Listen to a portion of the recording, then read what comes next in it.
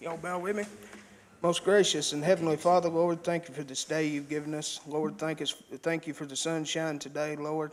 Please be with this fiscal court as we go through today's business. Lead, guide, and direct us in all that we do. In Jesus' name I pray. Amen.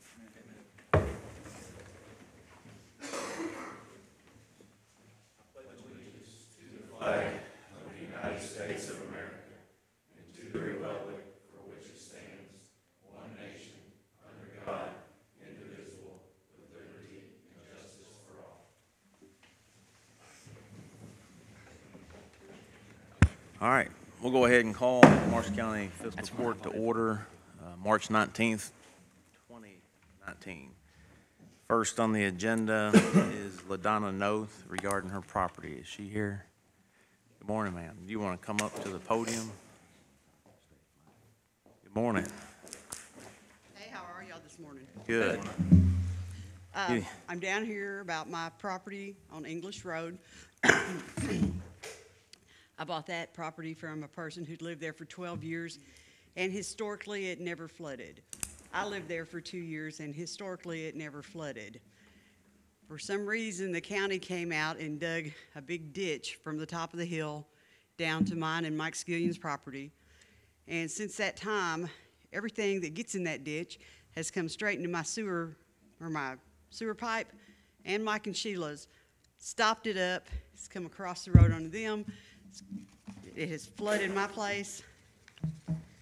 I'd kind of like to share this picture with you guys to see what this is every time that there's a good rain or a big flood. That is what my driveway looks like. Now, the best part about this, I did have a well pump house on the edge of that property on another piece of my property. I'm sorry, LaDonna. Can you, so that people can hear you, sorry. They only pick up on our mic, sorry. Okay, so every time it rains, everything off the side of the hill and up from the side of the hill ends up in my front yard. And the $8,000 worth of gravel that I had put in my driveway in the last year ends up on the back side of the property out in the swamp. Now, the water has been diverted to flow into mine. Everything ends up at Mike and Sheila's. This is what my neighbor's property looks like. Once theirs stops up, it comes across the road and hits me. So not only do I have everything from the left side of the hill hitting me, I have everything from the right side of the hill hitting me. It has diverted the flow of the water through my driveway. This is my driveway that has a 1-foot ditch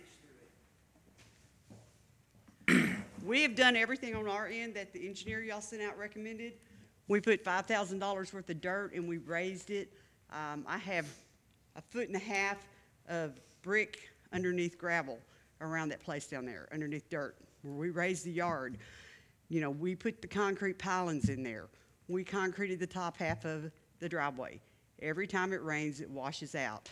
When the first couple times it did it, I came and talked to Mike Miller. This is how long this has been going on. He put the riprap on my part of the property to keep it from washing away, because it had created a whole new waterway right there. It got in my pump house, it tore up my pump, got the bladder, everything, all the trash and stuff. So I had the choice of replacing my well for $3,500 or getting on city water. So we're on city water now. But I did have a perfectly good well that once the water got diverted onto the back of my property, flooded it, brought trash into it, messed it up. So now, I understand that Kentucky state law, it is against the law to divert the flow of water onto another person's property. And I'm not sure what you guys can do, but something needs to be done, because I've done everything on my end. I've replaced the sewer pipe, I've raised my property level, and I just keep replacing that driveway. And every time it floods, it keeps flooding. And the Skillions right across the road, Wendy's aunt and uncle, have the same problem I have. Everything comes down, stops it up, takes out the end of their driveway, comes across and takes out my whole driveway. So, I think y'all were supposed to be maintaining it better, but I'm not sure. But if you will look at those pictures, I tagged you in them on Facebook just so you could see. Yeah. But this is every single time that there's a good rain. My yard looks like that and my driveway goes to hell in a handbag. Is it your opinion that the ditch work Yes. from I the lived county? there for 2 Is years without the ditch work, and it never flooded. I talked to the lady that had lived there for 12 years without the ditch work, and it never flooded. When I came in and talked to Mike Miller, he was concerned enough about it that he rip-wrapped my side of the property. okay. And you did, because I know we talked, was it last year or the year before? It was like every 6 months. And to get the state engineer out there to Yeah, and review. And The the state engineer was gonna let me know something, and I never heard back, or if I did, it came at a time when I had some stuff going on and I don't recall what he said. But, Well, let me read the letter from the state engineer, because I wanted the state engineer to come out and take a look at it to get their right, I rode opinion. around with him. And this is addressed from Michael Oliver to Wendy. A couple weeks ago, Roy Watkins and I went out to English Road to look at a drainage issue. We met with LaDonna Noth, and she described what was going on in the area. After looking around the area, I mentioned to Roy that I would get back with you and let you know what we would do to the area if it was a state route. Of course, the county decides to do with the recommendations. It's totally up to the county. Here are some observations that he made. So here's some observations that he made. There's a lot of water coming from the hill across the road. Not much you can do about that. Been that way for years. The pipe for both entrances looked undersized, and if he's referring to your entrance and then Mr. Skillion's. We replaced the pipe. Not in the last year, you haven't. It's the same size that was there last year when we went out and looked at it. Yeah, he's got it here as an 18-inch pipe. Is it an 18-inch? It was a 15-inch. 15-inch. But also, these are not accurate, because this is when the Skillions pond levee broke, and that's why all this washing has occurred this time. That's why all that trash stuff is along the side of the road. Okay. Yeah, because I know I drove through English Road, and I've seen Well, where if you look up the top of those pictures, there's still logs and trees on the side of the road that's on my side of the property. Right, And but basically, It's not from the rainfall. That is from his pond levee breaking and washing all that stuff that was in his gully, the logs and all that, down into the road, because we went down there and helped clean that up. right, but if there was proper drainage to begin with, all the water, I mean, I don't care about the trash. You don't have no idea how much we pick that up. What I care about is all that gravel that when it comes across the road and hits, and it's creating basically a ditch through my driveway every single time it rains, every single time. Y'all know I call and complain every single Right, time. right, and it's because you're getting all the water off of the hill across from you. I And we're can't do getting all the anything about trash their from down the driveway. hill, stopping up the Well, sewer here's- pipes that never flooded before. Let ever. me just finish this real quick. The engineer states that this was back March of 2018, that both the culverts looked to be about 18 inches. He would recommend upsizing to at least 24-inch and maybe a 30-inch culvert. Due to the lack of cover for the pipes, these would most likely need to be elliptical and may even need to be buried about 3 to 6 inches. The additional width would help water to drain and not back up. So there's some, at the culverts, he's identifying that there's some problems with it backing up. Lastly, I would recommend that the inlet-outlet of the pipe at the Noth property, along with the area above the pipe, need to be concrete. If not, any water over top in the pipe will continually wash out the entrance. Well, we In order concreted and it still washes. In order to hold the entrance material and pipe, the area above needs to be concrete, not the entire entrance, just about 5 to 6 feet from English Road, basically to the end of the radius of their driveway. He mentions, Ms. Noth mentioned that it has never used to happen before. The area above here was ditched. I can't speak to that because I don't know what it looked like before.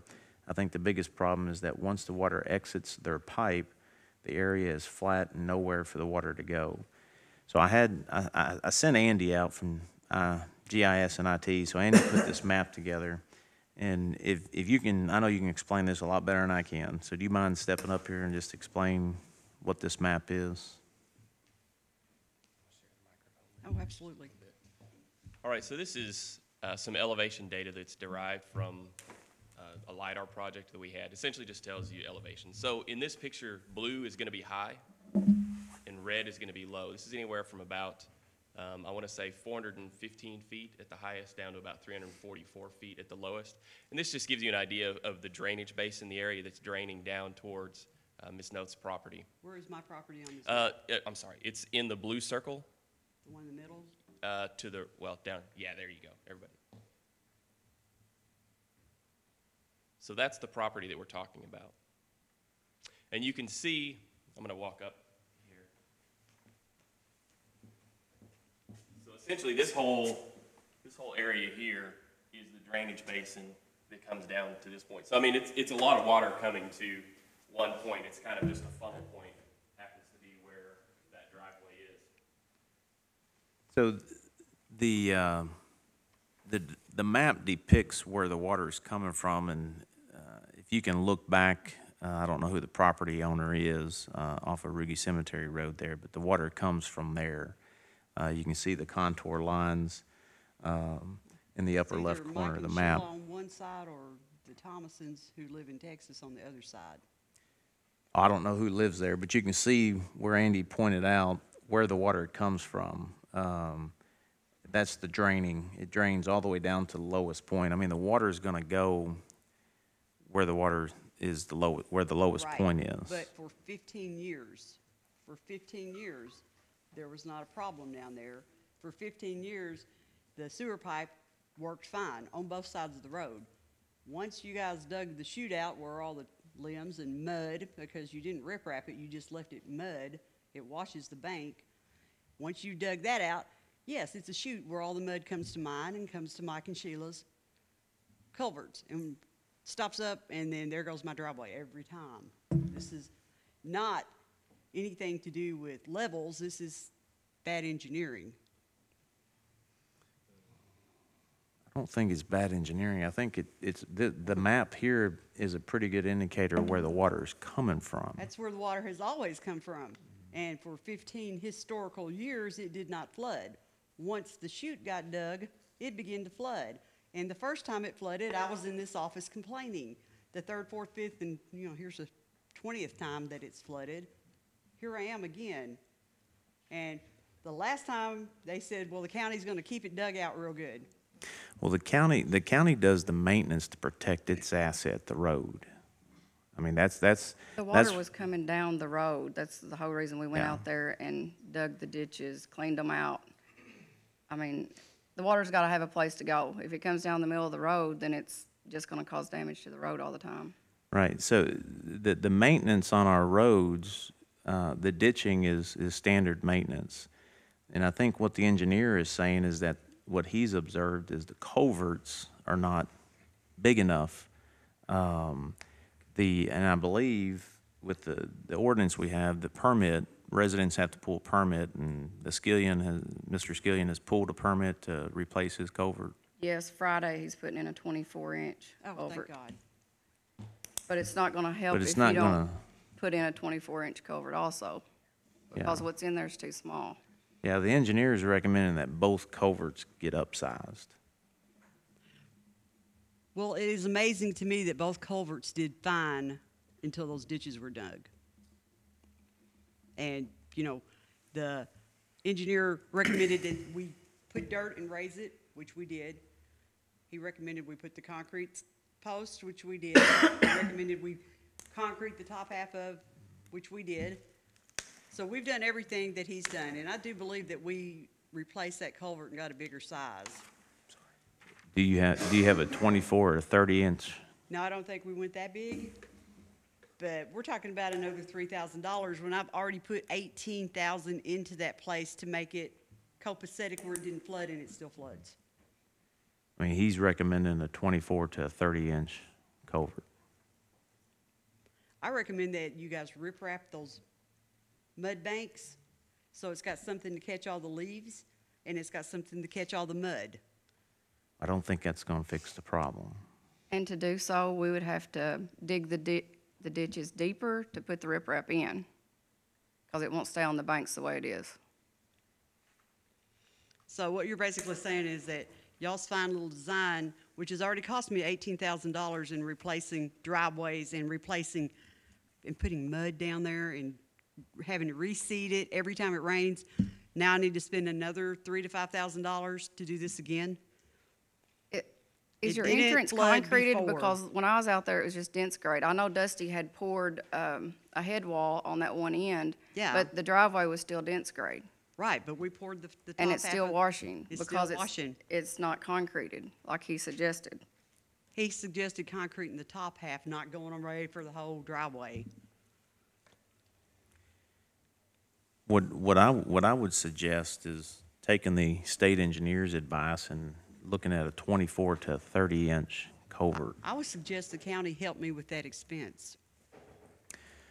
The one thing that the county, when we start getting into private property, spending taxpayers' money on private property to fix an issue that's on the private property, I don't think that's one. The ordinance states that the residents has to pull a permit to put in the culvert. If the county starts getting into fixing on private property, council, do you got an opinion on that? From what I have understood thus far is that the water from this map is just a natural flow. Right, it was a natural flow for 12 years with one owner and 2 years with me. And then we got a ditch dug, and all of a sudden, the natural flow came right through my front yard and my driveway and But- created a huge ditch. In fact, when they rip-wrapped it, they had to replace a whole dump truck full of dirt and mud to rebuild my bank where the water had cut the ditch. But I don't see where the county is responsible. Well, it didn't do any of this until y'all dug the fabulous ditch. I think maintenance, how long have y'all been maintaining English Road? I've been there 28 years. We've maintained it the whole time. So, I mean, there hasn't been a change on the maintenance of the road. Right, and there hasn't been any change until they dug the ditch. Well, no, that is the maintenance on the road. Well, the maintenance on the road, We can't fill our ditches in, so the water won't flood you out. I mean, we have to have ditches on the side of the road. We have to keep them cleaned out to maintain the roads properly. we clean the ditch out every time. Every time it rains, everything shoots down this ditch like a big funnel, like you said, it's all a big funnel. I don't know where it went before. I don't really care. I just know it didn't go in my yard or my driveway. And now it is a very big expense to replace the driveway and replace the concrete and replace everything I'm having to replace every time that it rains really good. And all of the mud and all of the leaves and all of the limbs and all of the branches from off the side of the hill and down the hill ends up clogging up my drain. Kentucky is, the general rule is that Kentucky is considered a common enemy state when it comes to water. Considered a what? A common enemy state when it comes to water. So It's also considered a rule that you're not allowed to do anything that diverts the flow of water and causes no, damage to a homeowner's property. That's not true. I mean, Yes, I'm- that is. the common enemy rule states that it's up to each homeowner to deal with water as they see fit to make their property. And if it diverts to somebody else, then it becomes their problem to deal with. And that's the way it is. I will be checking that. Ms. Knowles, I Common enemy rule is what you need to look at there. don't see anything that shows that it's the county's doing that's causing the flooding. I think with the map, it shows a natural flow of the water. The state engineer, his advice is to upsize your culvert. I would do that first to see if that solves the problem. Okay, and when all of the limbs and all of the mud and all of the branches that have been coming down that same hill for the last 3 years does this again, then what are we gonna do? I mean, that's not the county's responsibility for debris coming off a hilltop. Okay. That's what I'm saying. Okay. The maintenance on our roadways, the county will go out and do maintenance on our roadways to protect the county's asset, which is the roads. Okay, thank you. Okay, thank you. Next on their guest, Brittany Heath, promote the Parks Art Contest. Good morning. So I wanted to kind of start off for our new sponsorship and fundraising campaign that we're doing at the park. I wanted to start by getting the kids involved and getting the kids in the county excited about the park and a lot of the changes that are coming.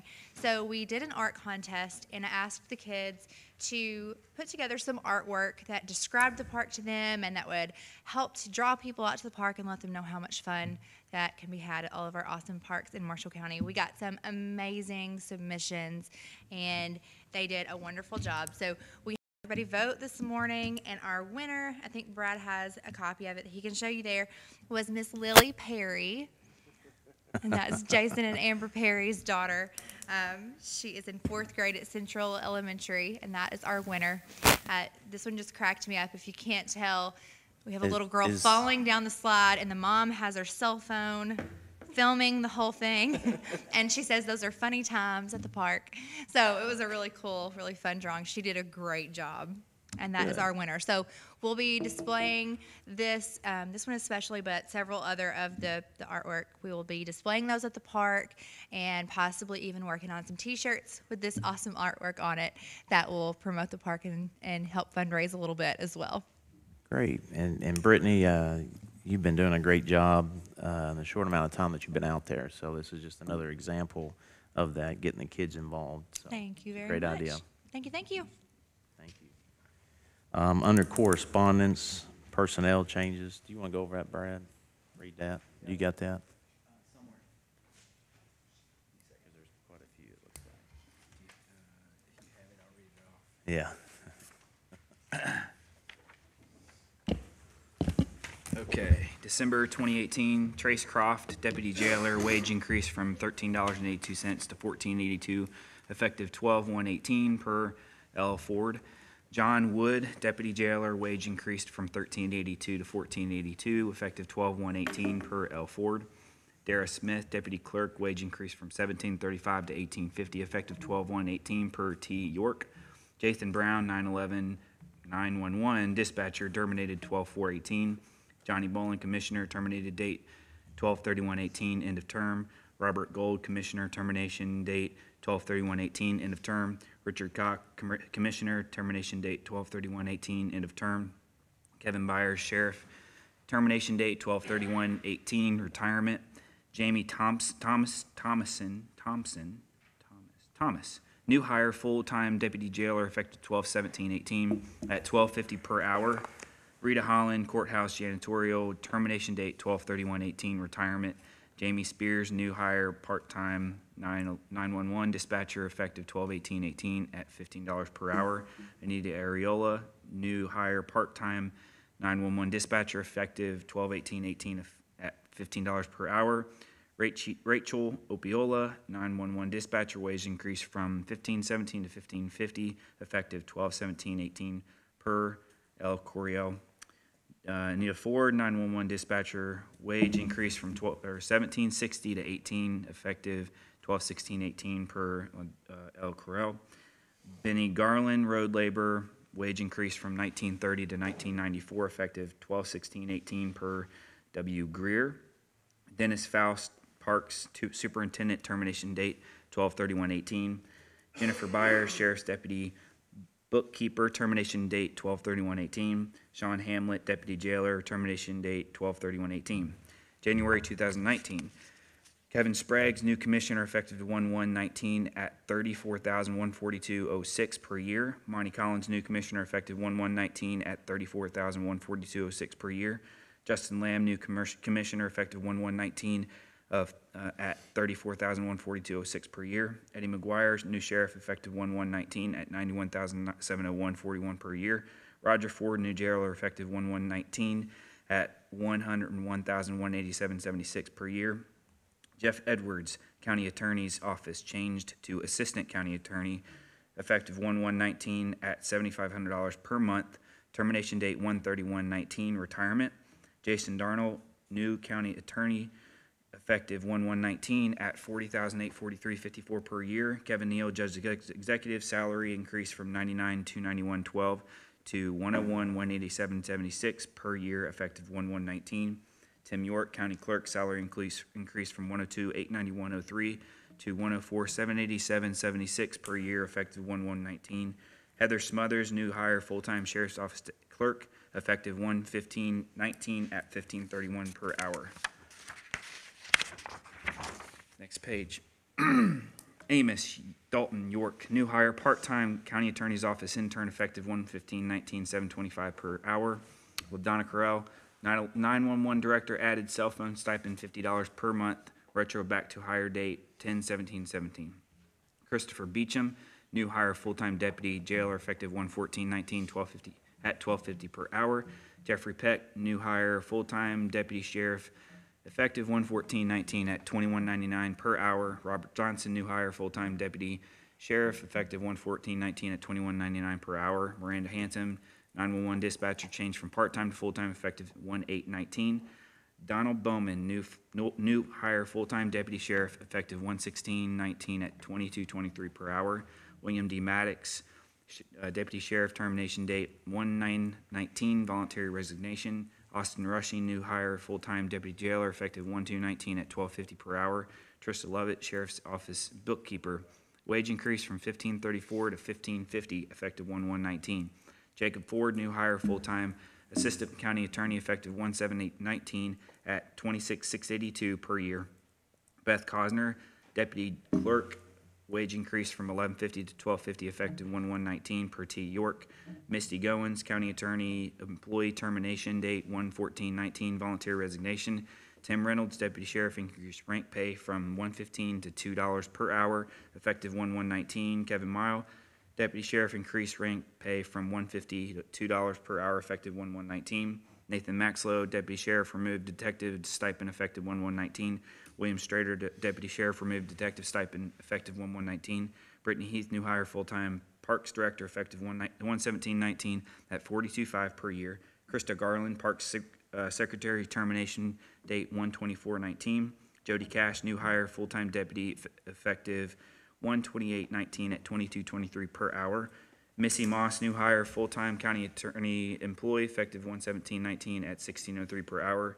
Jason Lane, Deputy Sheriff, increased rank pay from $1.15 to $2 per hour, effective 1/16/19. Matt Hilbrick, Deputy Sheriff, added detective stipend, effective 1/16/19. Logan Barrow, Court Security, termination date 1/9/19, voluntary resignation. Andrea Fralix, County Attorney employee, wage increase from $19.86 to $20.54, effective 1/1/19 per J. Darnell. Josh Anderson, Deputy Sheriff, wage increase from $21.41 to $21.99, effective 1/16/19 per Eddie McGuire. Lofton Rowley Jr., Deputy Sheriff, wage increase from $21.54 to $21.99, effective 1/16/19 per E. McGuire. Barry Howe, Deputy Sheriff, wage increase from $21.41 to $21.99, effective 1/16/19 per E. McGuire. Luke Rudd, Deputy Sheriff, wage increase from $21.41 to $21.99, effective 1/16/19 per E. McGuire.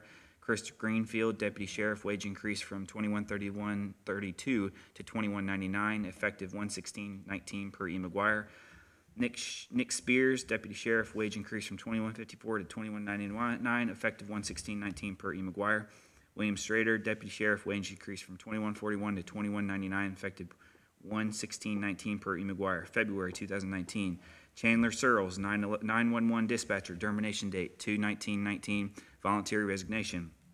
Corey Kurtner, Deputy Sheriff, added rank pay, effective 2/1/19 to $1.15 per hour per E. McGuire. Madison Holland, Judge's Office intern, wage increase from $8 per hour to $9 per hour, effective 2/1/19 per E. Martin. Morgan Lemaster, full-time new hire, Park Secretary, effective 2/15/19 at $12 per hour. Justin Scott, part-time new hire, Court Security, effective 2/11/19 at $9 per hour. Zachary Johnson, full-time new hire, Deputy Sheriff, effective 2/11/19 at $19 per hour. On Andrew Vaughn, part-time new hire, 911 Dispatcher, effective 2/19/19 at $14.50 per hour.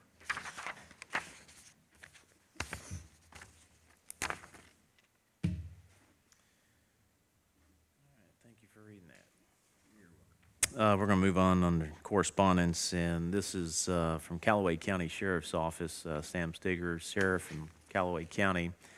This was sent out, I want to give some recognition to the sheriff and his deputies. This was sent out March 7th of this year. Dear Judge Neal, I'm writing to make you and your fiscal court aware of and commend Sheriff Eddie McGuire and his staff who assisted the Callaway County Sheriff's Office in a very dangerous and volatile situation. On February 8, 2019, the Callaway County Sheriff's Office and the United States Marshals were looking for a wanted fugitive by the U.S. Marshals. Jesse Derrick Branham had been on the run from the U.S. Marshals for some time. They received information that Branham was at the residence in Callaway County. Captain Kevin Miguel and Detective Jody Cash of the Marsh County Sheriff's Office assisted initially in the surveillance of Mr. Branham. Further investigation led us to locating Branham in a motel room in Murray. Branham had a female and a small child inside with him. Upon initial contact with Branham, he opened the door and brandished a weapon, pointing directly at Deputies Blake, Manis, and Jody Cash, and myself. He retreated into the room and a standoff ensued. The temperature on this night was approximately 18 degrees. Needing more manpower and balancing coverage for the next day, we contacted Sheriff McGuire for assistance.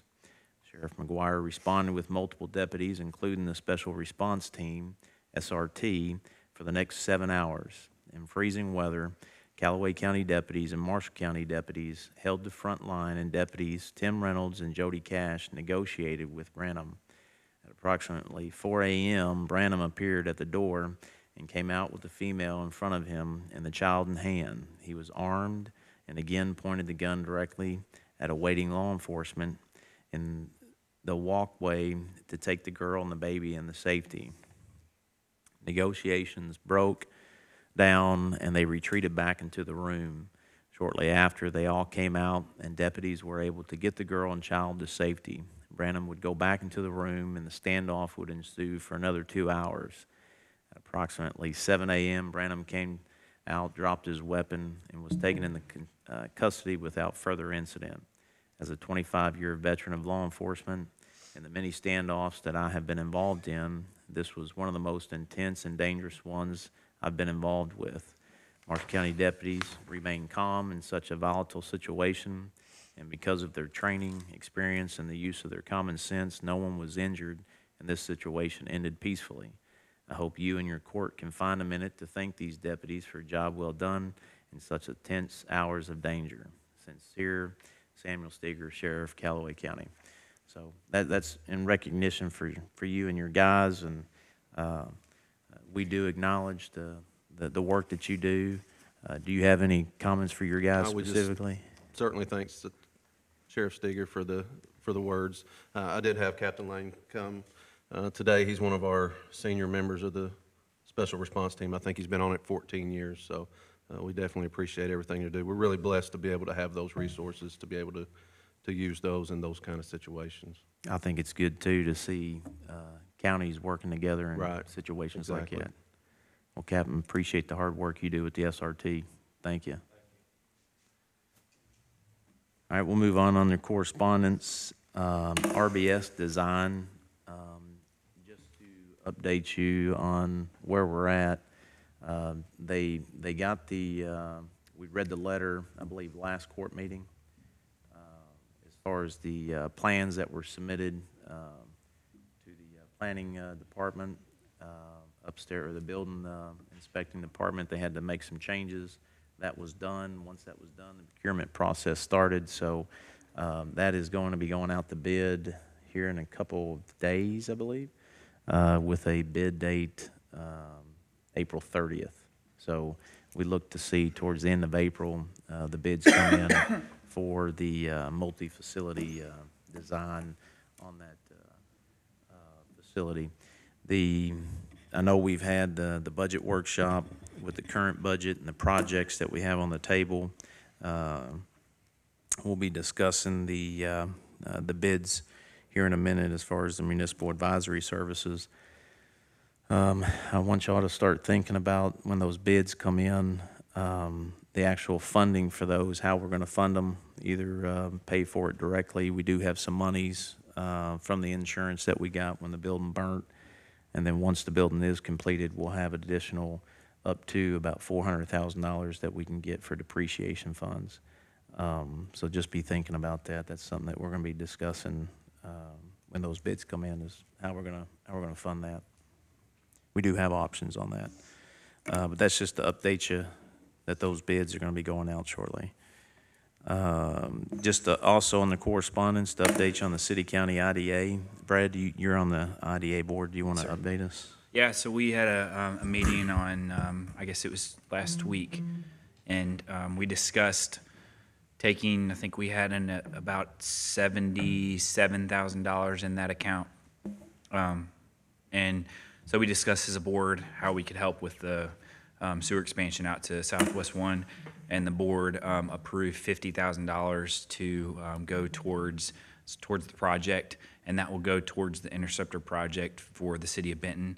So that will decrease what they'll pay back to the county in that loan by $50,000. So we were glad to do that. I think everybody on the board was in agreement that those money needs to be for that infrastructure, and so it was a positive meeting, and I was glad to see that happen.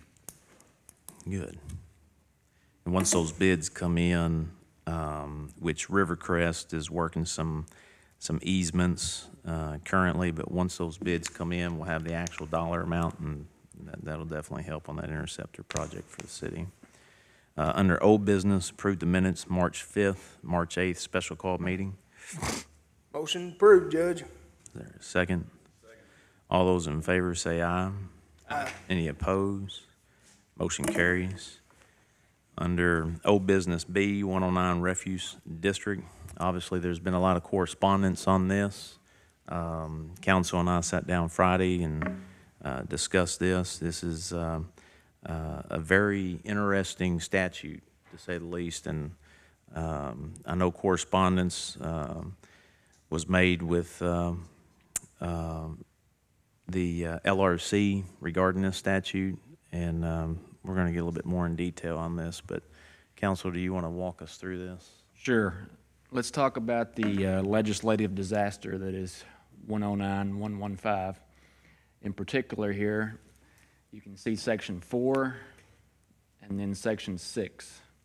And those were two changes made to this particular statute as part of House Bill 246, which is a comprehensive amendments to some refuge statutes. And those were effective March 21st, 2017. So taking those individually, let's look at Section 4, and that in a county containing a consolidated local government. So what Section 4 does is it sets the framework for forming the board in a consolidated local government. What is a consolidated local government? That's Louisville, Jefferson County. That's the only one we've got in the state. So that's how Louisville, Jefferson County is recognized in the statute in their form of government. And as you can see there, they've got, it's a 7-person board. And the reason for this, if you'll back up, Brad, a little bit, up to 3, is that absent Section 4, that board in Jefferson County would have been comprised on one of the two provisions under 3. And under 3, basically, the mayor of Louisville appointed everybody. So that person had full control over who sat on the board. There are, I think, 83 cities in Jefferson County besides Louisville. So there was obviously some concern about representation from those other entities, fair representation. So hence, Section 4 is born. Now, if we'll scroll down to Section 6, here's the one that's the most mischievous. Except for the initial board appointed pursuant to this section, each director shall serve a 2-year term and shall serve no more than 3 consecutive terms. The initial board appointed pursuant to this section shall consist of 3 directors appointed for 1 year and 4 directors appointed for 2 years. So if you look at Section 6, just a cursory review, it seems like, okay, they have imposed 2-year term limits on refuge board members across the board. And that's because Section 6 is curiously set out by itself at the bottom of the statute. Well, on March the 8th, when we had our last meeting on this issue, we were operating under the assumption that that 2-year provision applied to our board.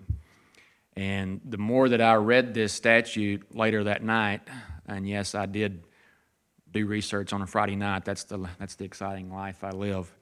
But the light kind of went off in my head that this is a mistake.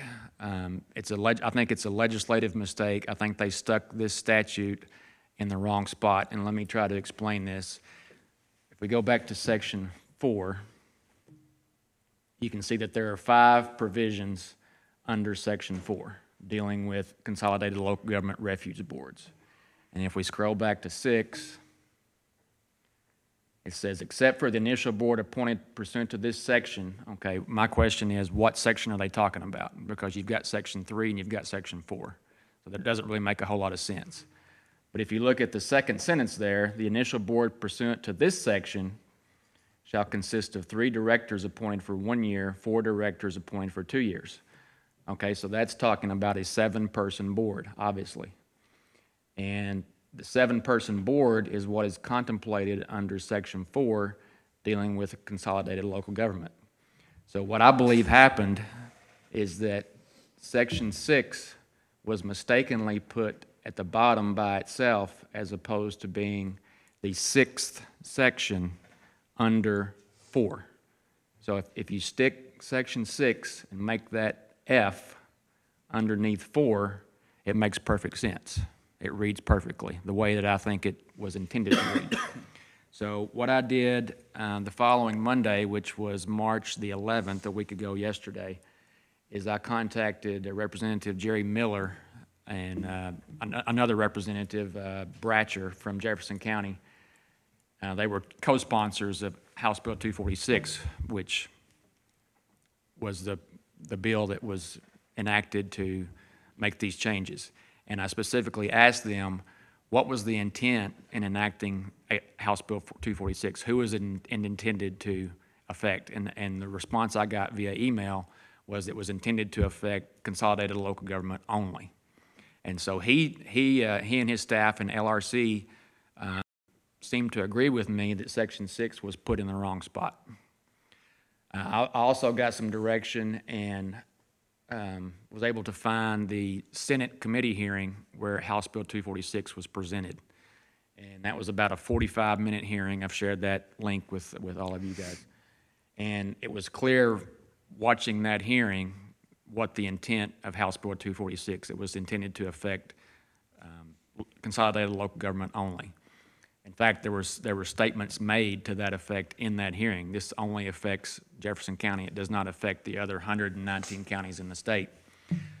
In addition to that, I also found a lawsuit that was filed in Franklin Circuit Court, and it was Greg Fisher, who's the mayor of Louisville, among others, who initiated this lawsuit challenging House Bill 246. And the end result of that lawsuit was that House Bill 246, in most respects, was found to be unconstitutional for the reason that it was considered special legislation affecting only Jefferson County. So that case is on appeal. I will say that these 2 provisions survived that lawsuit, so they're still considered valid legislation.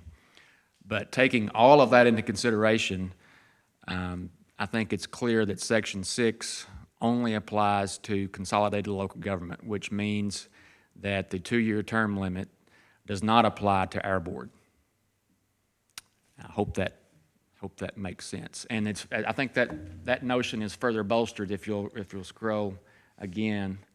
There's a Legislative Research Commission note at the bottom here, which declares those amendments to be an emergency, which in effect vacated all of the board in effect at the time in Jefferson County, and so a completely new board had to be appointed. So I think that this note bolsters that fact. So what we're going to do as a court, and I'm going to draft the letter, is that we're going to contact LRC and ask that this mistake be corrected in the statutes. I think it's an easy fix. Hopefully and we may contact Shelby County, because I think that's the other county that's directly affected. They're the other taxing district in this, or the other 109 taxing district in the state, so they would be affected too. So we're going to try to get this, what I believe to be just a clerical error on the part of the drafters, corrected in the statutes. So I hope that makes sense. Yeah, because as the statute is written right now, the Shelby County and Marshall County would fall under that Section 6, but it's not the intent when it was presented. Yeah, when you get a legislator telling you that's not the intent, and then you watch the hearing, and you can pretty much infer that that's not the intent. And I mean, it makes sense that it was not the intent for those term limits to apply to any board other than the one in Jefferson County. I know you corresponded, and I did too, but how often does that happen where the LRC does not write the statute? I talked with Mark Mitchell. He's one of the attorneys there at the state and local government, and he said it does happen, but it's not very often. Very often. Yeah. And you had contacted General Counsel for DLG and gotten an email back, and I think what he did is he just opened the book and said, yeah, term limits apply, but I don't think he was privy to all the information that we had garnered in the last week or so. Right. So it's a mess. It's one of the worst written statutes I've ever seen, and the amendments and putting Section 6 out of place, in my opinion, made it even worse, and it's just a breeding ground for litigation. So hopefully they can get that corrected. Is there any action that the court needs to take as far as notifying LRC or directing you to notify LRC? Or What I'll do is I'll draft a letter and just have you sign off on it on behalf of the court, and we'll get it sent up there. Okay. Is there anything else that the court needs to do? My recommendation, based on what we've found in the last week or so, as to the appointments of Don Copeland and Charlie Edwards, would be to reinstate their original terms. So reversing the action that we took on March the 8th. So move. Is there a second? All those in favor say aye. Aye. Any opposed? Motion carries. And then as to the term of Marvin Stokes, again, no vacancy was created. So my recommendation would be that Marvin serve out his term as well. Okay. And reverse that action. Motion? Yes. Yes. So move. Is there a second? All those in favor say aye. Aye. Any opposed? Motion carries. LRC, is there a time frame? Do we know as far as how long it would take them? I know some agencies take forever, but I don't really know the process. Now, when I was talking to Mark Mitchell, he said that this could be corrected by I think he called it a note. Obviously, the legislature has adjourned, I think, for the short session. There has been talk about them coming back for a special session to discuss the pension. I don't know if this would be something that would have to be brought up with all the bodies, but it may not be a quick fix, but at least we can put them on formal notice as to what the issue is and what needs to be done. so would that have to go back through during the session and? I think so. I Committees mean, to move the statute, to move that section where it needs to be, I think it's got to take passage of both houses and the governor to sign off on it. Now, he did mention a process called I can't remember the exact term that he used. I don't know if that would be something that would not take both houses voting on or not, but at least we can put them on notice of it. All right. Is Jonathan Smith here? Yes. Oh, there you are. I didn't see you. Morning. Morning. For having us. I got some information regarding the last time I was here regarding our PLC information. We held our place to bid in the Tribune Courier to collect bids, and we received bids for the time allotted, and we only received the one bid. The one that we got was a new bid that I'm going to hand out to y'all, as well as some information that we received about our Bar Street information, just so that y'all have the information.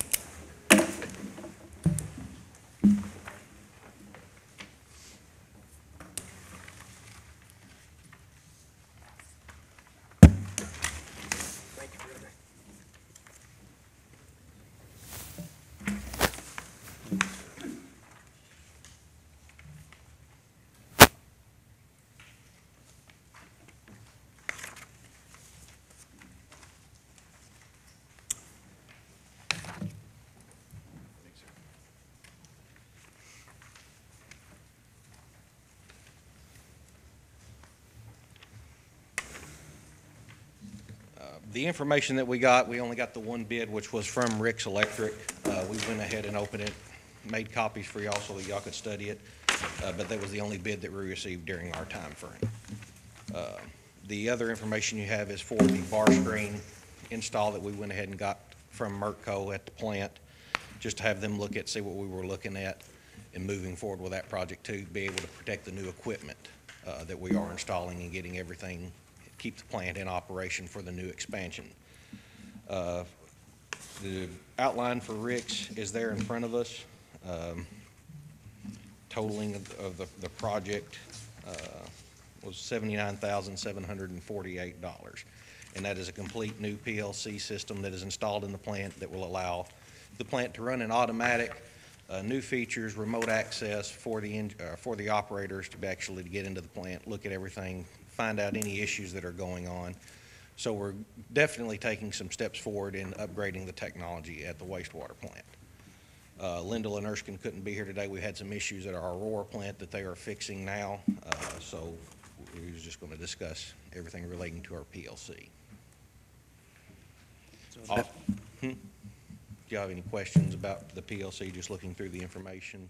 Does that notify the operator if anything goes down, any kind of malfunction automatically? Yes, it will notify it at the plant. We do not have anything in place out in the field for the lift stations as of yet, like a SCADA system to notify him, but this would notify if there was an issue that come through at the plant, like if we had a pump malfunction, an overflow issue, a valve didn't open, then a text message alert would be sent to the operator, and we would be able to respond in a timely manner and fix it.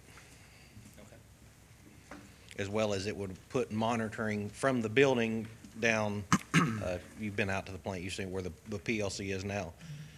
We would have remote monitoring moved up to the office so that we could actually see what's going on there. And there's some would be installs getting ready to put the new third pump in play to get the new expansion. When we get ready to receive the material from the new expansion, putting a new pump in, they're taking care of the wiring on it and fixing some problems with the transponders in the tank levels. So this project would get a lot of the electrical issues at the plant hopefully resolved and help, because the plant would run in automatic, it would reduce some overtime costs. One of the things that, regarding this, I'm waiting on DLG to respond regarding the contingency dollars that we have with the KIA loan to see if those would be able to be used for this. So I've sent a call in, waiting a response. Once I get a hold of them to find out if those funds can be used, we're going to look at moving in that direction, since there are, I think, a little over $500,000 of contingency dollars that are available. So if that does not, if there's some restrictions to where this would not be applied, then we definitely would have to be looking at other financial sources. With the PLC, I get it. How long can this plant work in the condition that it's in? I mean, it's manual compared to Yes, everything is in manual automatic. right now. It's working. The problem that we're seeing is now is of course, when I came on board, we had issues with fats, oils, and grease coming into the system. We've eliminated all that, and we've gotten all of our 18 notices of violations. We got all of them completed. Now we're just seeing continual maintenance of the plant starting to come in, and because of years of neglect from not having a bar screen and the PLC not operating, we're seeing pumps getting destroyed. We just recently purchased and replacing a pump that cost about $5,500 to put into the wet well at the plant because of all the rags and all the debris that's coming in that's causing pretty much the pumps to stop up, and about 3 times a week we're having to pull them, clean them out, and get them back into operation so we don't have an overflow situation. With the new expansion coming online, we would have to we're trying to protect our assets and the county's assets of what they put into it, and trying to look at preventative maintenance to extend the life of the plant. The plant works good. We are operating on average about a 98% removal of all solids going out. So, I mean, we're seeing that the plant actually works. We're just trying to keep it maintaining and running properly. How long do you think it would take DLG to respond? I mean, because we're backing up next They should, So it'd be 3 weeks. at any time. I mean, Amy Barnes is who I reached out to, So so. we'd probably have to just do a special call or approve this with, what do we? Well, yeah, if they identify that those contingency dollars can be used, then Rivercrest would prepare the change order and then submit it. If we can't use those dollars, and it may even be something where they say, we'll submit it, the board will review it, and if the board approves it or denies it, then we'll go to the next level. If they approve it, then the monies are there. If they deny it, then we're going to have to use local monies. In the meantime, we can still look at the current budget and see where there are dollars. Another option, we're getting ready to put the budget on the table, so it may be something, you got to compare the cost to manually run the plant to the cost of automatically setting it up where you're not paying the overtime. Right. And I don't know what that cost would be, but we're definitely going to have to crunch some numbers. What about the other piece of it, the bars? The bar That's screen something we, says here, have what, the money. 15. Yes, the bar screen project that we looked at, the quote that we got from Keith Merck was $15,330. And what's that doing is it catches all the debris before it comes into the plant. Obviously, once we get the bar screen put in place, we're gonna have to take one tank at a time offline, go through it, clean all of that out, then start bringing them back online so that it doesn't damage the equipment that we're replacing. You're looking at probably taking each individual tank on a little bit at a time. We're trying to, like I said, save the assets of the county with all the money that we put into place of it. So we're just not replacing a pump. Okay, well, putting a new pump in. Well, in a matter of months, it's going to be destroyed because of all the debris. I got a couple of questions. The bar screen, will that handle future expansion, not just what we have going on The now? bar screen But should handle any future expansions that come through with the district. It's just more or less as a catch-all. They Sure. designed it for anything, just a filter for the system, basically? pretty much as a filter to catch any kind of solid debris, towels, plastic devices, believe it or not, change tools or stuff like that that people do flush down the drains, and yes, they do come in. And the bid, will that handle future expansion without any modifications to mount anything? It should. We talked we talked with Keith right there and told him what we kind of had in mind, what we were looking at doing in future projects and how the Draftonville wastewater plant could extend beyond Draftonville and helping and taking in more area. And then all that shouldn't be an issue with the bar screen itself. The only other thing that would happen then is we would have to look into installing additional tanks because the maximum capacity at the plant now is 150,000 gallons. I was actually referring to the bid from Rick's Electric. Will Oh, that the new PL system accommodate yes, expansion? The new system will accommodate anything we set it up to. Okay, As great. long as it's programming in there. The one that we got now, there is no room for expansion. The new system, and they would be able to take care of any sort of troubleshooting and maintenance that comes through. Like if we have an issue, instead of me calling Kansas City and then walking us through over the phone, they can actually dial into it and look and say, okay, well, you've got an electrical issue, we'll send somebody out to fix it. So it's moving it forward instead of it being just a off-site. They'll take care of all the maintenance and everything and help us out with it. Thank you. Quick question, Jonathan. Sure. And it's a silly question, but I feel like I need to ask it. I'm assuming that you, referring to the Rick's Electric here, there's 20 we wills on there. We will do this, we will do that. A lot of it's technical.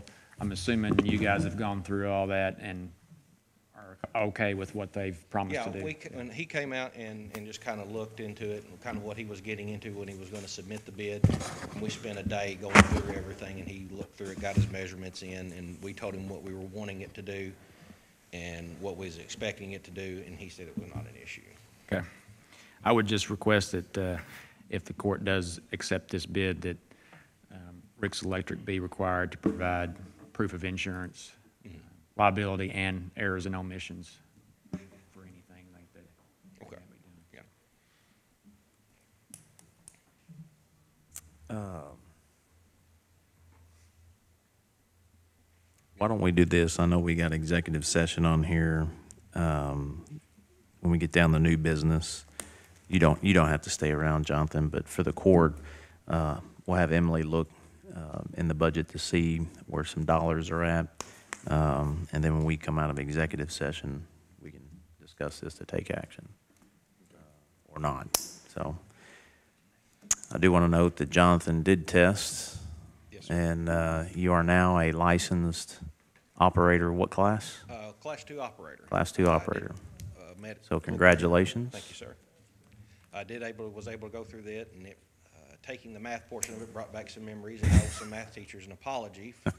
You want to tell us your score? Or, no, I'm just kidding. No, I'm proud of it. I never did that good in math before. It's just a pass-fail, right? That's right. Yeah. Well, it's kind of, they put all them different numbers in there, and I'm like, I don't remember this stuff. All of the above. Yeah, I was like, when in doubt, they always said pick C. C. So. Yeah. Just going to kind of advise the court of some more information going on within the district. Met with Casey. We've moved forward with the application progress for Maggie's money. She contacted me, and I went around with her as a district representative to explain the process of that form.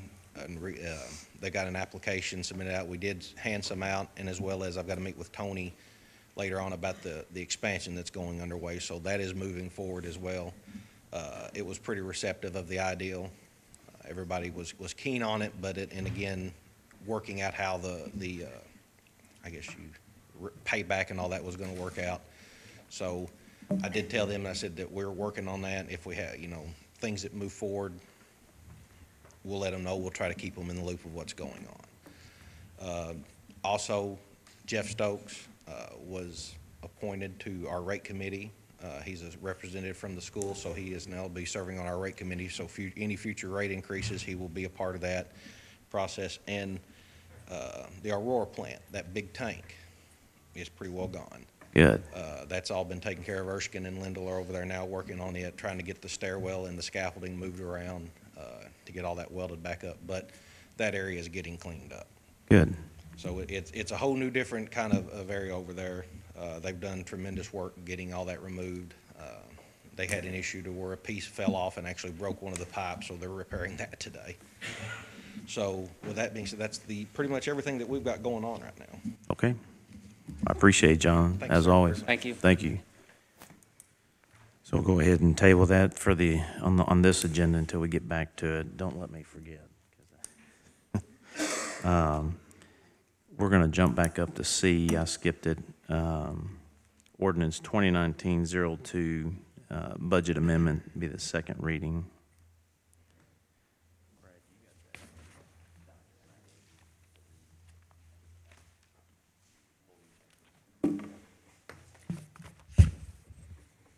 Ordinance 2019-02, an ordinance relating to the annual budget and amendment thereof, whereas the county of Marshall has received additional funds, now be ordained by the fiscal court of Marshall County that Section 1, the annual budget for the fiscal year 2018-2019 is amended to increase revenue accounts by $1,345,370.56 and increase expenditure accounts by $1,345,370.56.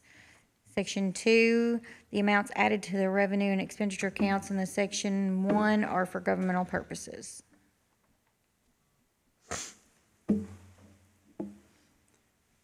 Questions on the ordinance, second reading of the 2019-02 budget? If not, we would need a motion. Motion approved, Judge. Second. All those in favor say aye. Aye. Any opposed? Motion carries. Next, item E under old business, enterprise fleet service. I think everyone has communicated with, I know Brad and I and some of our local dealerships to understand the enterprise system more in depth. Are there any other discussion regarding this? If not, then is there a motion for the enterprise fleet service? So moved, Judge. Second. All those in favor say aye. Aye. Any opposed? Motion carries. Next, item F, bids, surplus items. Should have I think, a list. yeah, and I apologize, I emailed those to you all this morning. Wendy and I met yesterday. went through all the items that were out for bid and listed them by category and the highest bidder. So I don't know, Wendy, you guys want to discuss those individually, or, I mean, I guess, how do you all want to proceed on those? Go to the highest bidder, I think that's common sense right there. Yeah, we did have 2 offers made after we didn't receive bids online on the Gov Deals. One was for the grade all that was on there, and we had an offer of $2,500 from Mike Green. I don't feel like we should take that offer. We can scrap it and get more out of it than the $2,500. And also, we had another offer come in on the Dixon lawnmower that we had for $350, and I think we can get more out of that also by trying to sell it. Okay.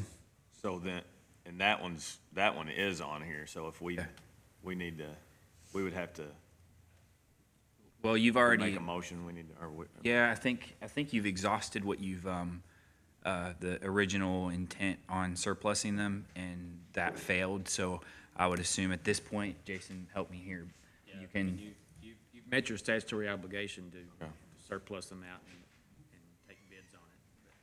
But obviously, you reserve the right to reject unfavorable bids, and that's within your purview. but we can take any other avenue to surplus those items that we feel, and I think Wendy and I talked about some ideas, so. At this point, we can scrap them or get rid of them, Well, and whatever then that, on the mower, Brittany was gonna check and see if Right. Parks could use the mower. yeah. So I'll make a motion to accept the bids except for the 2 that Wendy referred to. Second? Were there 2 or 3? There was just 2. 2, okay. Is there a second? Second. All those in favor say aye. Aye.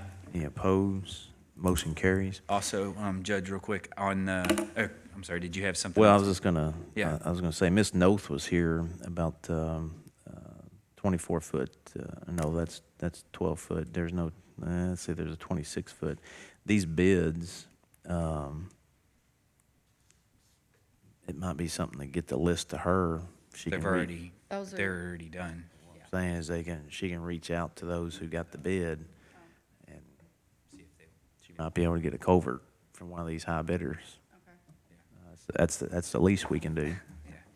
But go ahead. Yeah, sorry. I think in your documents, there was the list of all items that went to Gov Deals. Wendy, do you want to tell them what the total on that was? Yeah, it was over $32,000 that we sold on Gov Deals. We listed 39 items, and we ended up getting a little over 32,000. I think that's successful compared to what Yeah. we've done in the past. Well, and you've got the need for the trailer, their tractor that pulls the heavy equipment. I don't know Right. what you want to do with The those lowboy. dollars, but Yep. the low boy, yeah. That's good, 32,000. Be able to pay for some of that you committed to at the last meeting. Okay, we'll move on to item G on their old business, Marsh County Calvert City Riverport Authority assets. Should have had correspondence, should have that letter in here.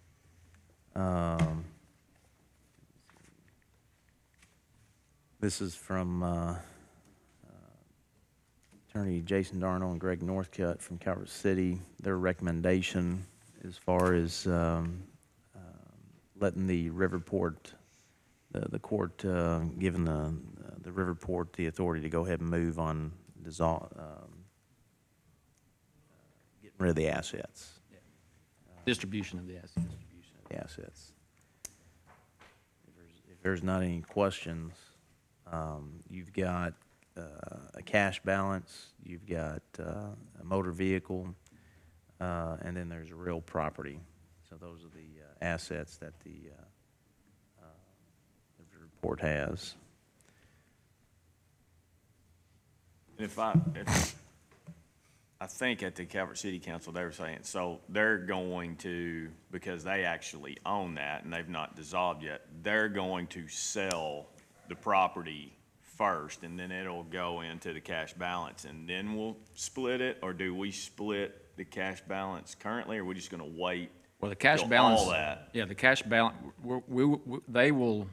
it will be one, One time? Yeah. So they'll wait until the vehicle is sold and the properties Right. are sold, and then we'll dissolve, split it, and correct, because done. Greg and I both researched it, and it's more advantageous for the Riverport Authority to sell that real property than it would be for the fiscal court or the city council to do it on their own. So they got more flexibility with it. Right. So. Okay. So we would, if there's no discussion on this, we would just need action from the court to move on allowing or directing the Riverport to start dissolution of the assets. So move. Second.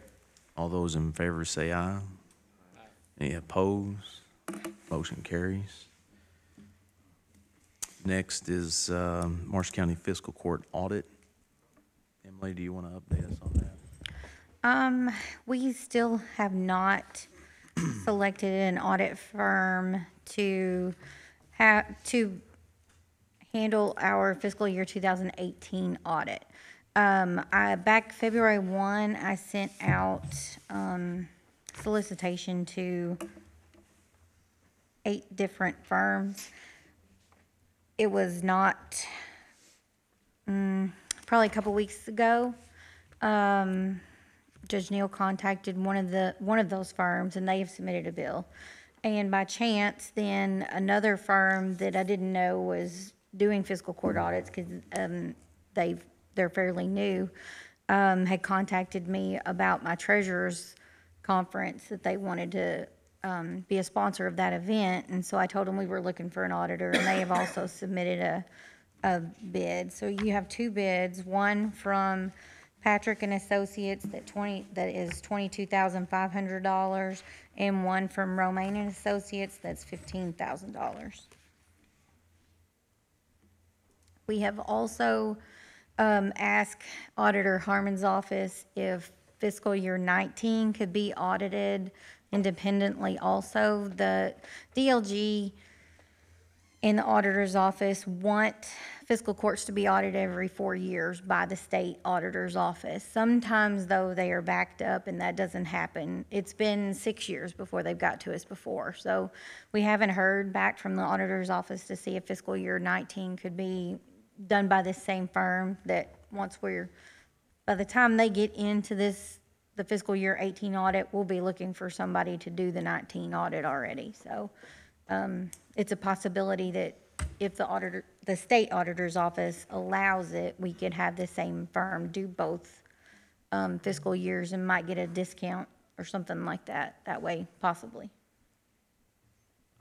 I may have missed it in there, but was there anything in there about the time frame? I know we've discussed many times of how that can affect us with the municipal bond issue. Is there any way to put a time frame on them, or no? No, one of the best ways is get it scheduled well in advance. That I was just getting ready to say, from the past 3 years, what I see is to get it done. That's why we're looking at, I signed the letter, 2 weeks ago, to send it off to the state auditor's office to start the next audit, so that way we're out in front of it. Romaine? We signed, we were done with Piercing Gray June of last year. Right. And That audit's yet to be released. Just got it. just released. So we got a draft, and it's a complaint, the Judge Executives Association, Judge Turner, I hear him talking all the time about the auditors. One, the expense, but two, just getting them done and on a timely manner. But getting out in front of it is the best way to do it. So the municipal guys are gonna mention it to everybody, and everyone is dealing with the same issue, so. Yes, yes. But where is, one of the things with Romaine is, in my opinion, is their local Where is Patrick at, Associates out of? Winchester. Winchester. Winchester? Okay. But the sooner we can move on this, the better. Romaine does many of the surrounding county fiscal court audits. Patrick and Associates, both accountants there, spent 20 years in the state auditor's office, so either firm's gonna be very knowledgeable of fiscal court practices and what's allowable. I like that experience, but it's a, 40% difference in cost for that experience though. And I just, with the experience that Romaine has with other fiscal courts, it's hard to, I guess if they were that much more affordable and they didn't have any experience, that would be different, but. Get what you pay for. That's true, but.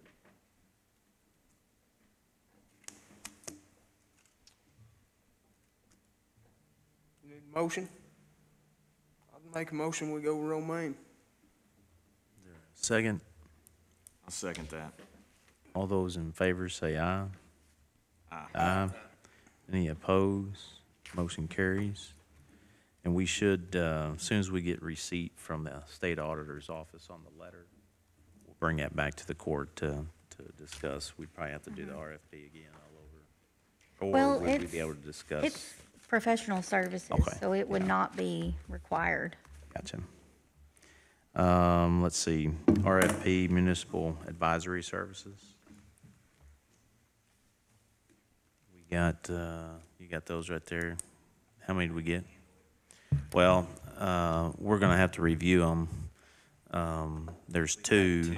One from Compass Municipal Advisors and one from Ross Sinclair. Jason says he studies Friday nights. Yeah. I bet it's not this Friday night. Yeah. During Let me that- remind you what goes on this particular March- weekend. March, Yeah. March. Yeah, but we play Thursday night, so it's. I watch them all. shouldn't be an issue. I watch them all. I watch them all. No, we got two. Who are they, so we can?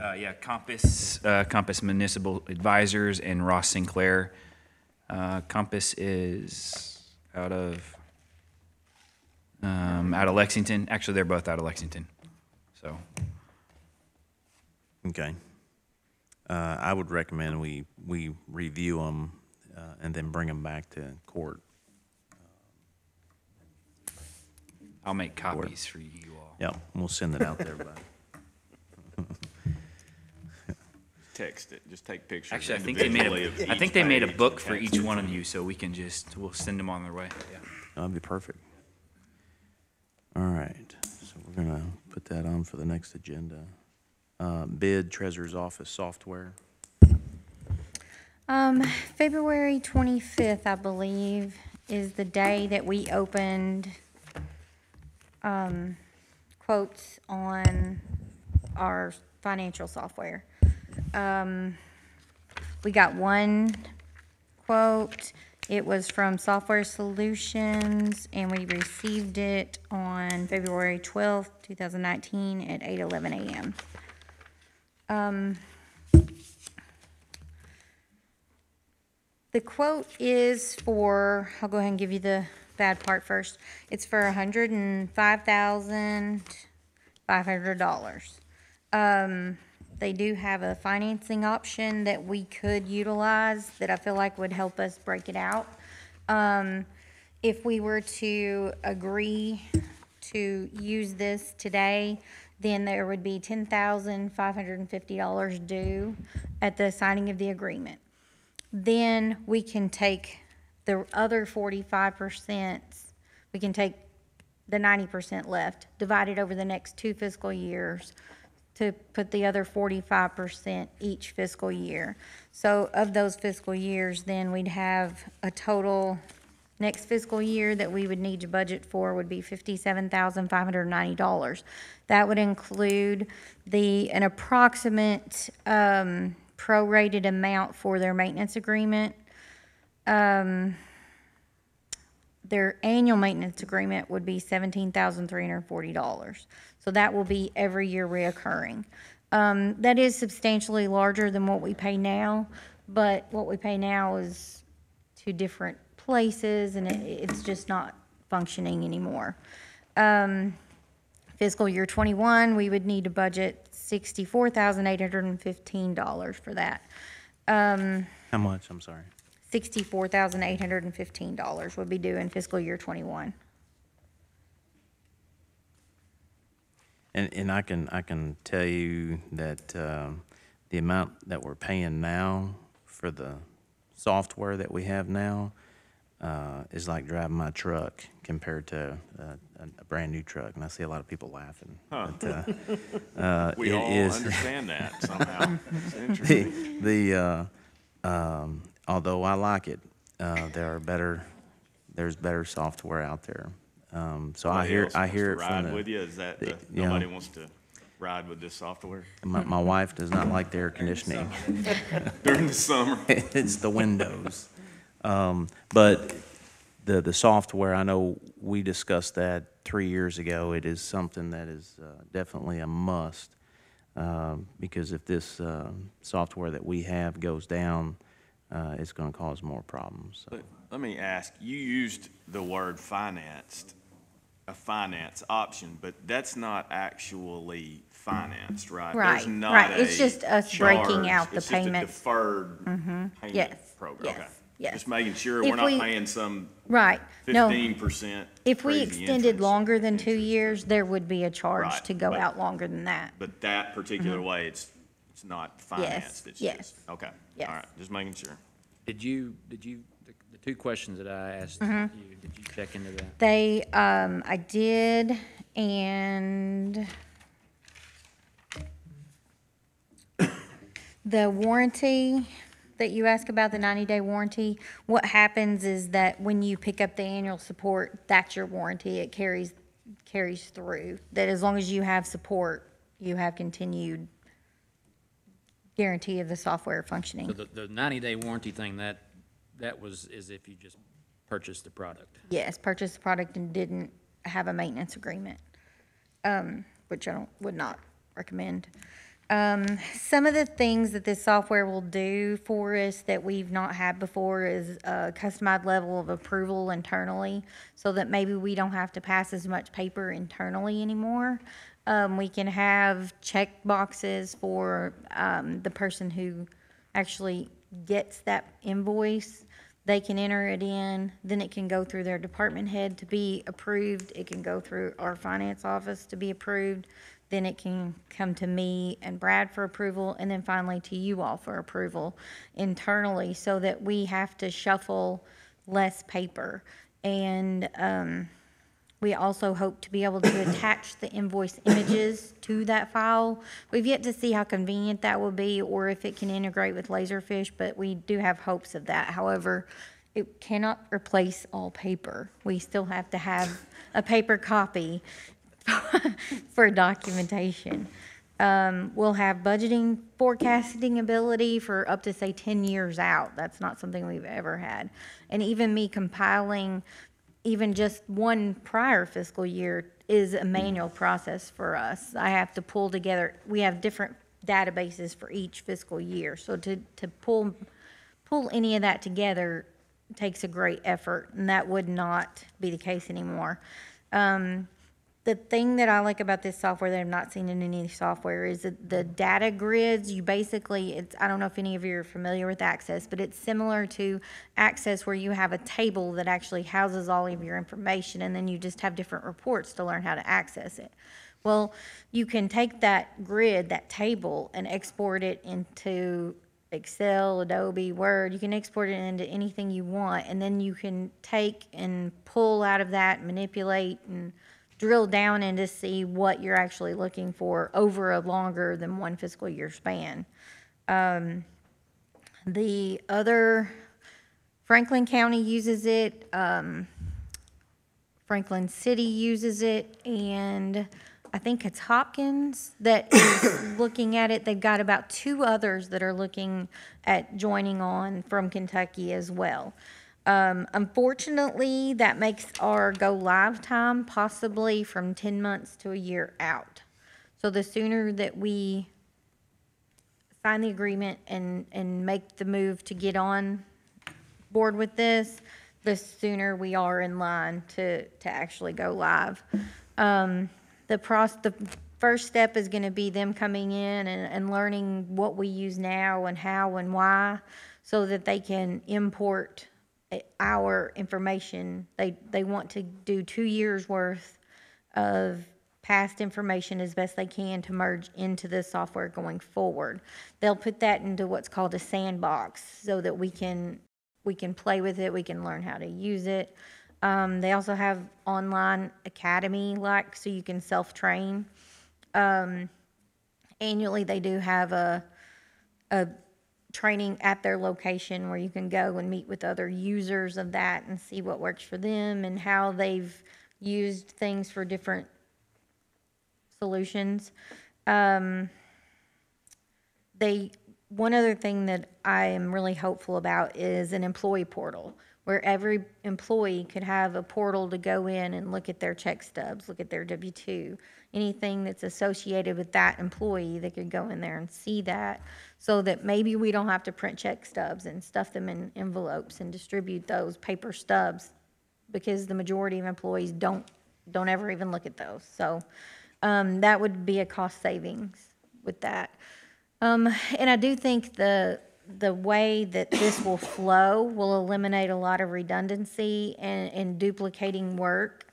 So I think that even though there is a price tag with it, it will have benefits that are not measurable. A lot of money, but something we gotta have, so, Yeah.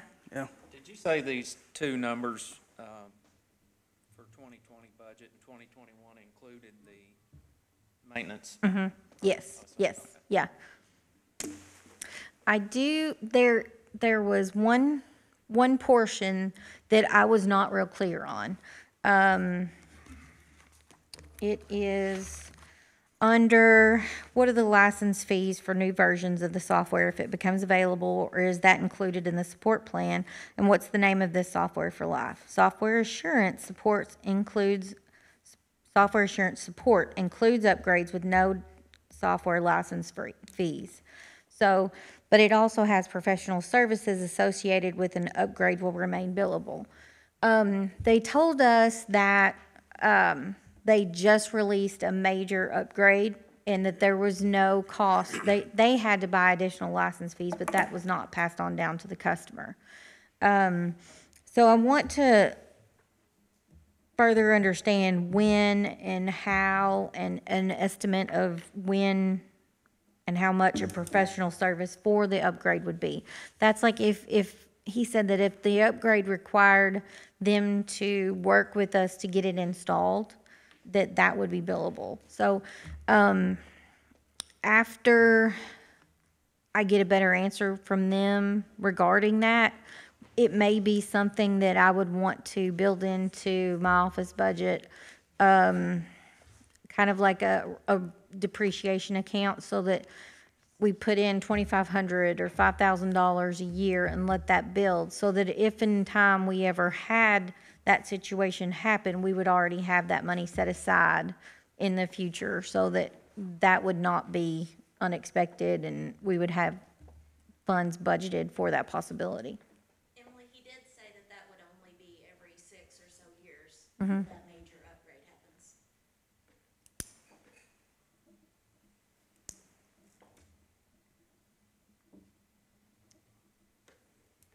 Need a motion? Need a motion? Make a motion to accept the bid. Second? Second. All those in favor say aye. I've got a question on that. Has council looked over into that? Yeah, the one thing that stood out to me was that 90-day warranty, and that's one thing I wanted Emily to clarify, so. As long as you have maintenance, that you don't have any loss of service.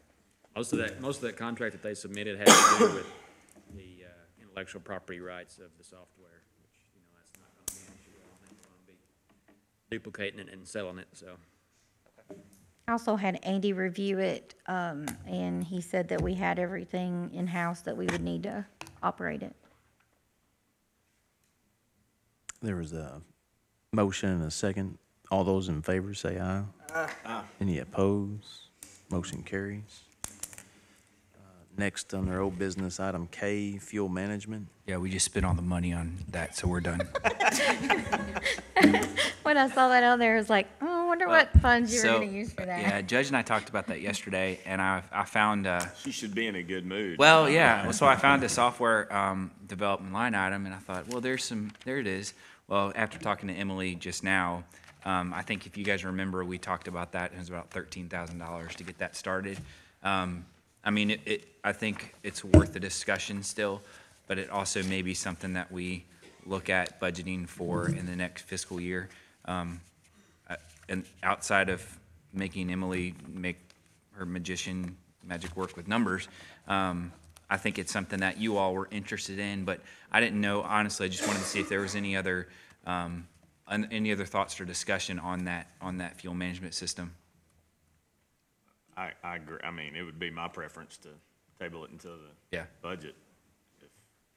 I mean, and there's not, I mean, really not any action, and just when Judge and I were talking about it, we thought we'd put it on here, and I think the quote that I got from her was in January, so it should be good for a bit. I can still reach out and make sure, but just kind of, I don't know, Judge, if you want to expound on that. Well, we do have some Oh, don't look at the road department. in the road department. Don't be looking at me. If somebody wants to find it somewhere, that's not. She did sell that equipment. $32,000, I think, was the number. There we go. I've got needs. Mine's 12, still 20. I was like, y'all don't have 13. Are you high maintenance? Yeah. No, I mean, I think that there are some dollars that we can obviously wait until next court meeting and look at it. But yeah, the fuel management, I mean, that was another thing that we've been trying to do for the past 3 years. It's just the accountability of the fuel and also putting it all in the one line item so that each department, I know the road department writes a lot of invoices, so it's just another step to keep No. accountability. That might be all for it as long something as we that get the money. if they could split that payment and you all could go ahead and decide if you want to go forward, if they could take a 50% down or something like that to get started on it, and after it's implemented, we could pay the other 50% in the next fiscal year possibly, Yeah. if that would be There's something that they would work definitely with us. options. But I'm up to whatever, if we want to do it today or next meeting. I think really we put it on here to see if it was going to die, because if it was going to die, we were going to shelve it I'm all for it as long as we can I am find too. the place to fund it. to take it from, Okay. so.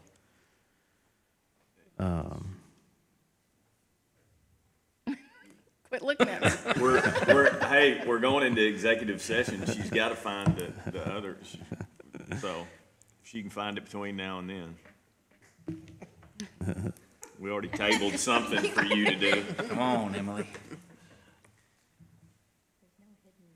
And we can put this on the,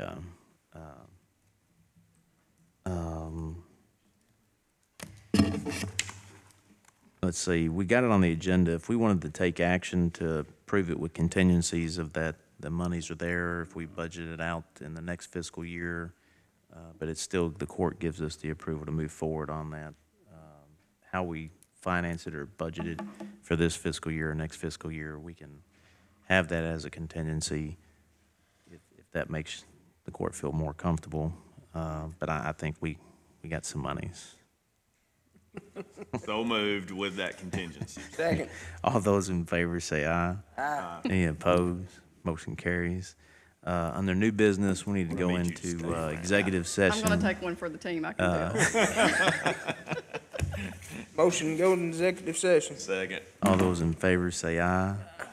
And it's going to be litigation on Old Road. That was a update on Old Road. We'll move on to item B under new business. Reschedule May 7th court meeting. Pull up my calendar.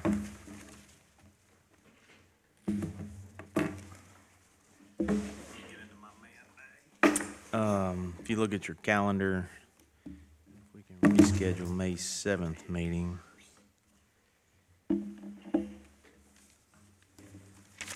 Whatever good for y'all. You want to do that same week, either Thursday, the 9th, May 9th? Do Thursday. Oh, I'm sorry. First, second, or third, May 1st, second, or third, would that work? That work? All right. That work for you guys? The change, May 7th to May 1st or 2nd, that's a Wednesday, Thursday, Wednesday's my court day, so Thursday? Thursday would be a lot better. Yeah. Okay. It's good to me. May 2nd? Okay, so we will change May 7th, regular scheduled meeting to May 2nd.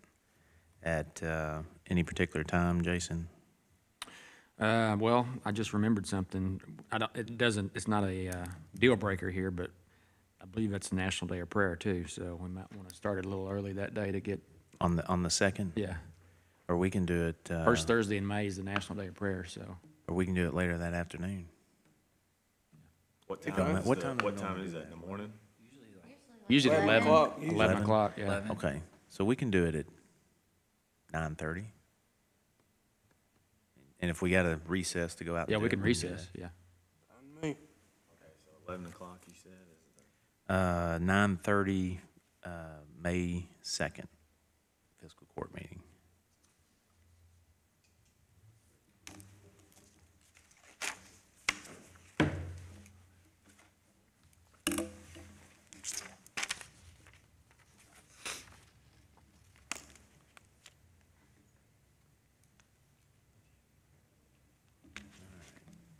Let's see, item C, Marshall County Sanitation District Board appointment.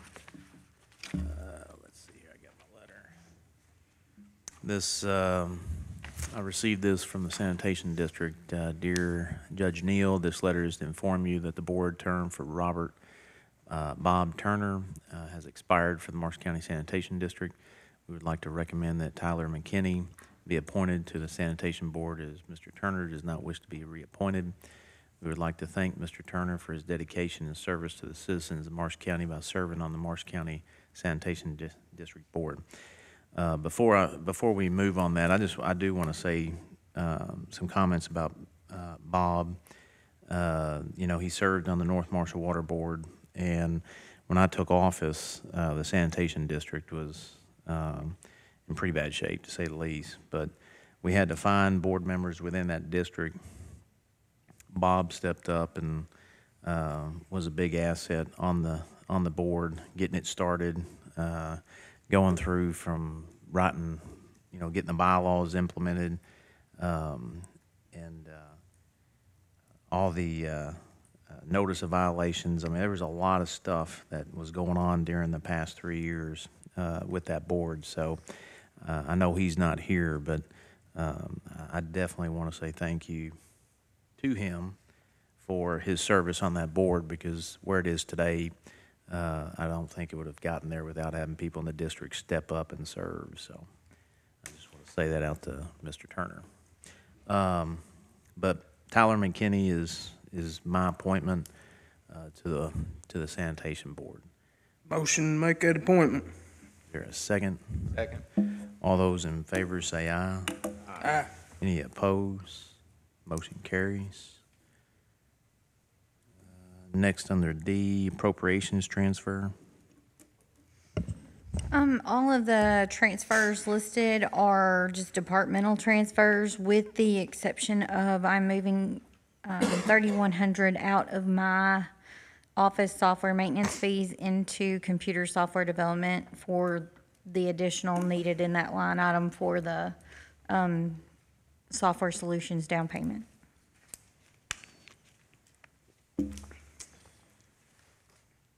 We would need a motion for the Appropriations transfer. Move we accept the appropriation transfer. All those in favor say aye. Aye. Or I'm sorry, is there a second? Sorry. All those in favor say aye. Aye. Any opposed? Motion carries. Before I get ahead of myself, let me jump back up to old business. Let's see here. We had tabled the sanitation at PLC. Emily has looked at some of the items that we had budgeted this current year that we can discuss as far as if we wanted to use some of those funds. Line item 0150255790 is, it is Oak Level Jonathan Creek, was $100,000 budgeted for some engineering services to work on a project that looks like that may not happen, especially this fiscal year. So those $100,000 are available if you all chose to redesignate their purpose. That's again, if the KIA, when I get done here, I'll reach back out to them again, try to get them on the phone, but Yeah. that's if the KIA does not. Yeah, KIA would definitely be the best choice in my opinion, but if not, we do have those that we could use. That particular project is for sure, what was that? That was the water model. When talking with the engineers as far as what what water districts need, or whenever you have an engineered project, having an actual water table, they've got a shell. Some of our water districts, they are better than others. They've got a working model, but when asking the engineers what do these districts really need when they're dealing with projects, they say a water model table helps them when they actually do projects. I'm not aware of any, I budgeted for that, to put that in place. It made sense to me. But we gotta have projects. The last one we did, we helped with, Jack Trish Road, wasn't Jack it? Trees Road, yeah. And that was, line extensions for, basically the Brewers water tank tower. So, but there's monies in that line. They haven't been used. I'm not aware of any projects that's gonna need that model. Between now and June the 30th Between, anyway, yeah. so. And if they have a need, obviously, we're gonna help them. Right. But Yeah, Wendy, I'm gonna take one for the team. I do have in my budget for conservation office, when we were going to mow the levees and stuff, that we're not doing now, right? the 40,000, Well, it was like 32 or 4, I'm not you sure. talking about the retardant pond over here? No, I'm talking about Vicky Boatride and Dinah, Yeah. when we went out and looked at all those places. They not, I thought they were wanting to do that. I haven't heard anything about it. I mean, I don't know, I just thought that might be somewhere you could pull the money from. Because I mean, they haven't contacted us at all about it. I want to say maybe a month ago, maybe 2 months ago, I ran into Vicky and we talked about that. I told him, I said, the money's still there. Let me get with her. Huh? Let me get with her to make Okay. sure. I'm under the impression that they are going to do that, Okay. but I haven't been told anything else as far as a timeline. We're just helping pay for someone else to mow them, is that correct? No, I think those dollars were for fixing the actual the area we went out to. They had the overflow and the berm.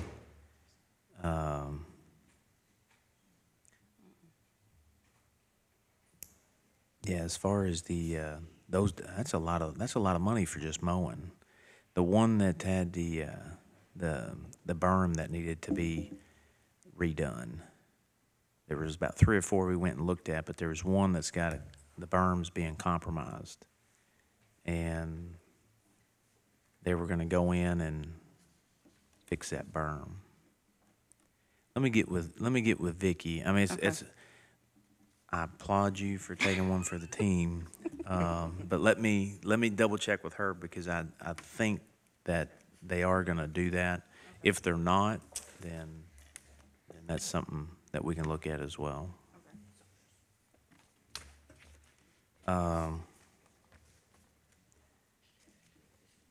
So it's, that particular line item was 100 even, is that what you said?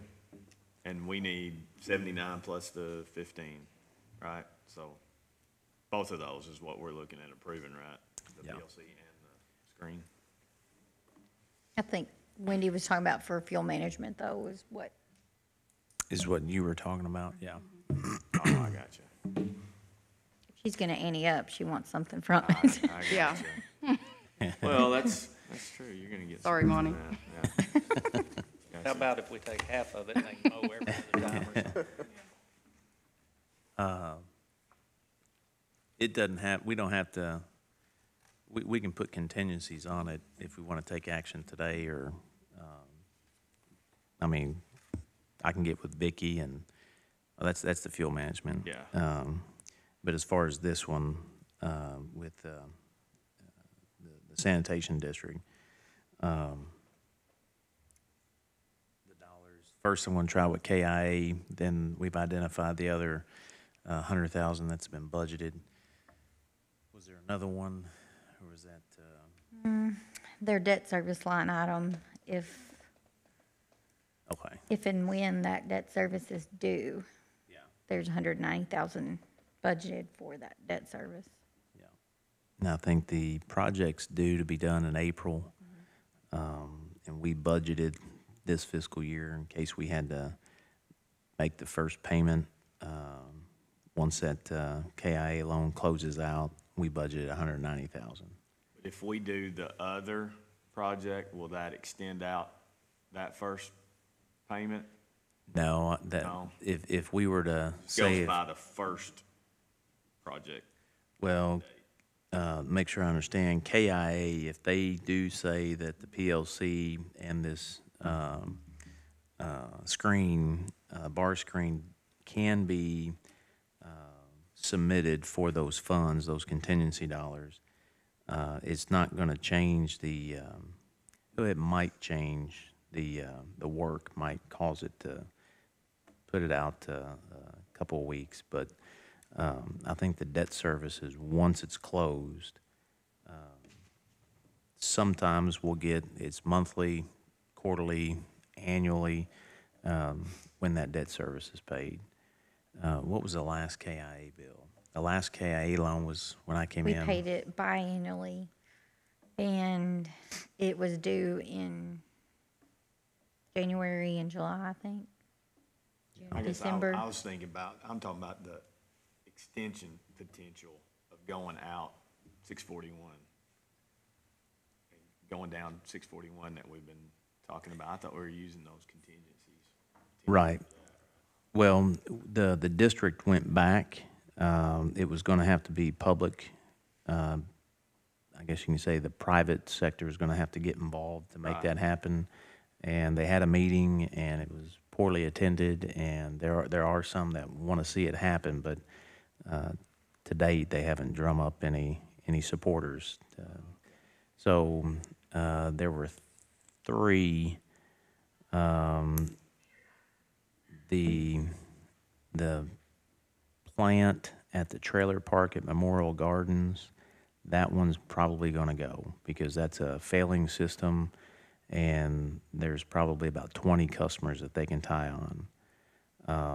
And there's the private owner is participating. So that one, I think that one was about 192,000 of those contingency dollars. But the major one coming up, 641, that's probably not going to happen. Because the private sector's, there's not enough interest. Okay. There's some, but. Yeah, all the way down is the. Yeah, Right. yeah, At the corner, At that the- guy I know is interested, but it would yeah, have in everybody between, yeah. And then there was a a new business that's putting in on 68, but I think he's just gonna put in a septic. Oh, yeah, Yeah. outdoors. Yeah. So of those three, Memorial Garden Trailer Park is probably the one that's gonna happen because it's got a failing system. And they'll take out the plant, or bypass it, make it, non-operable, and, they'll pick up, 20 new customers, 18 or 20, Residential, which is what they. yeah.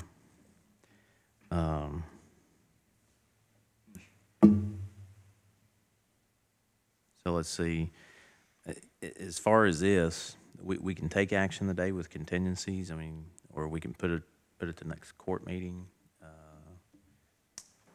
I move we approve both projects, both bids, with the contingency that come from that, loan if it can first, and if not, then we take it from that specific line item. Second. Okay, make sure I understand, so the two projects, you're talking about the, The Riley, Rick's PLC. Electric, Rick's PLC. And the bar and screen. the screen. and the bar screen, okay. Bar screen. We take it. And there's a second. All those in favor say aye. Aye. Any opposed? Motion carries. Next, we tabled fuel management. Oh, they did, okay, with the contingencies, okay. All right, so treasurer's report, under new business, item E. For the month of February 28, 2019, general fund had a book balance of $1,622,657.31. Road fund, $287,444.70. Jail fund, $152,885.48. Grant fund, $1,017.41. 911 fund, $25,042.72. Occupational tax administrator, $5,364,463.77. ABC fund, $236,822.34. Building inspection fund, $56,511.51. Total reporting funds of $7,746,845.24. Motion approved treasurer's report, subject to audit. There is a second. All those in favor say aye. Aye. Any opposed? Motion carries. Payment of the bills. Motion approved bills. Second. Second. All those in favor say aye. Aye. Any opposed? Motion carries. Motion to adjourn. So moved. Second. All those in favor say aye. Aye. Any opposed? Motion carries.